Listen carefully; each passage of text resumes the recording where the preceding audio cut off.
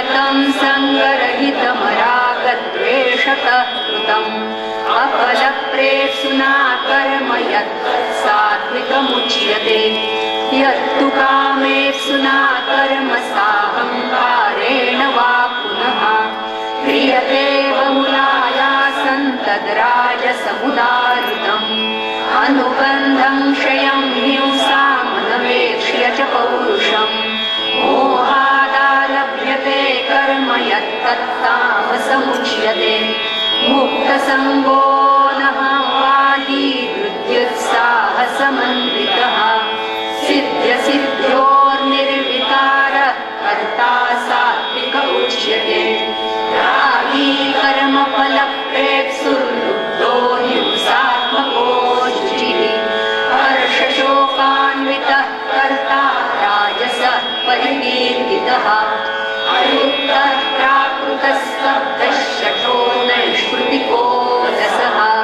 विषादी दीर्घसूत्री च कर्ता तामस उच्यते बुद्धेर्भेदनृतेश्चैव गुणतस्त्रिविधं शृणु प्रोच्यमानमशेषेण पृथक्त्वेन धनञ्जय प्रवृत्ति च निवृत्ति च कार्याकार्ये भयाभये बन्धं मोक्षै च या वेत्ति बुद्धिः सा पार्थ सात्विकी यया धर्ममधर्मं च कार्यं चाकार्यमेव च अयथावत् प्रजानाति बुद्धिः सा पार्थ राजसी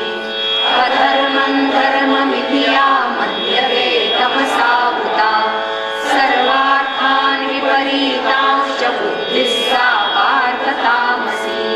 धृत्यायया धारयते मनः प्राणेन्द्रियक्रियाः योगेनाव्यभिचारिण्या धृतिः सा पार्थ सात्विकी यया तु धर्मकामार्थान् धृत्या धारयते अर्जुन प्रसङ्गेन फलाकाङ्क्षी धृतिः सा पार्थ राजसी यया स्वप्नं भयं शोकं विषादं मदमेव च न विमुञ्चति दुर्मेधा धृतिः सा पार्थ तामसी सुखन्तिदानीं त्रिविधं शृणु मे भरतर्षभ अभ्यासाद्रमते यत्र दुःखान्तरे च निगच्छति यत्तदग्रे विषमिव परिणामे मृतोपमम् तत्सुखं सात्विकं प्रोक्तमात्मबुद्धिप्रसादनम् विषयेन्द्रियसंयोगात् यत्तदग्रे मृतोपमम् परिणामे विषमिव तत्सुखं राजसंस्कृतम् यदग्रे चानुबन्धे च सुखं मोहनमात्मनः निद्रालस्य प्रमादोत्थं तत्तामसमुदाहृतम् न तदस्ति पृथिव्यां वा दिवि देवेषु वा पुनः सत्त्वं प्रकृतिजैर्मुक्तैर्यदेभिः स्यात् त्रिभिर्गुणैः ब्राह्मणक्षत्रियविशां शूद्राणां च परन्तप कर्माणि प्रविभक्तानि स्वभाव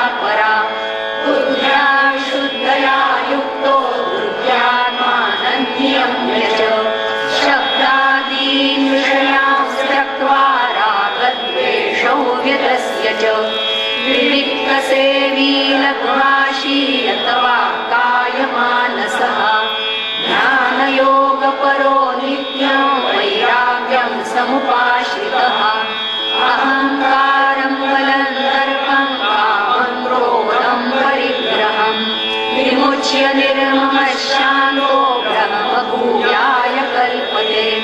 ब्रह्मभूतः प्रसन्नात्मा न शोचति न काङ्क्षति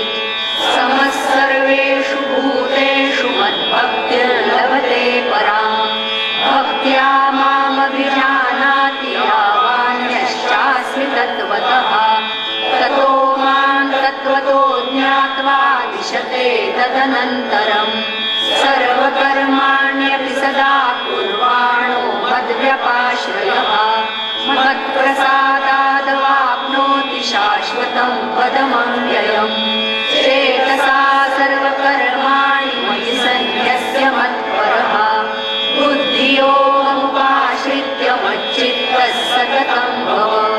मच्चित्तः सर्वदुर्गाणि मत्प्रसादात् करिष्यसि अथ चेत्त्वमहङ्कारात् न शोष्यसि विनक्ष्यसि यदहङ्कारमाश्रित्य न योत्स्यति मन्यसे मिथ्यैषौ व्यवसायस्ते प्रकृतिस्वान्नियोक्ष्यति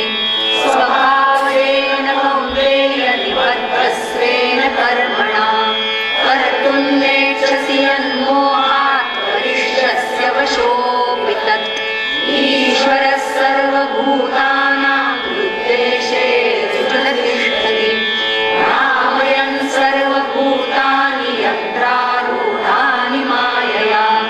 तमेव शरणं गच्छ सर्वभावेन भारत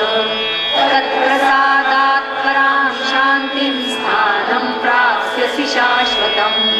इति ते ज्ञानमाख्यातं तुल्यतरं मया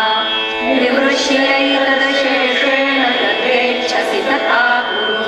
सर्वभूयतमं भूय शृणु मे परमं वचः इष्टोऽसि मे दृढमिति ततो वक्ष्यामि ते हितम् मन्मनाभव मद्भक्तो मद्याजी मां नमस्कुरु मामे वैष्यसि सत्यन्ते प्रतिजाने प्रियोऽसि मे सर्वधर्मान् परित्यज्य मामेकं शरणं व्रज अहं वा सर्वपापेभ्यो मोक्षयिष्यामि मा शुचः त्रिदन्तेनातपस्काय न भक्ताय कदाचन न चाशुश्रूषवे वाच्यं न च मायोऽभ्यसूयति यदिमं परमं गुह्यं मद्भक्तेष्वभिधास्यति भक्तिं मयि परां कृत्वा मामे वैष्यत्य संशयः न च तस्मान्मनुष्येषु कश्चिन्मे प्रियकृत्तमः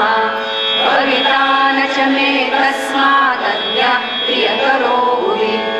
अध्येष्यते च यतिमं धर्म्यं संवादमावयोः ज्ञानयज्ञेन तेनाहमिष्टस्यामिति मे मतिः श्रद्धावाननसूयश्च शृणुयादपि यो नरः सोऽपि मुक्तः शुभान् लोकान् प्राप्नुयात् पुण्यकर्मणाम् कच्चिदेतच्छ्रुतं पार्थ त्वयैकाग्रेण चेतसा कच्चिदज्ञानसम्मोहः प्रणष्टस्ते धनञ्जय अर्जुन उवाच नष्टो मोहस्मृतिर्लब्धा त्वत्प्रसादान् मयाच्युत स्थितोऽस्मि गतसन्देहः करिष्ये वचनं तव संजय उवाच इत्यहं वासुदेवस्य पार्थस्य च महात्मनः संवादमिमं श्रौषमद्भुतं रोमहर्षणम् व्यासप्रसादाच्युतवानेतत्तुल्यमहं स्वरम् योगं योगेश्वरात् कृष्णात् साक्षात् कथयत स्वयम् राजन् संस्मृत्य संवादमिममद्भुतम्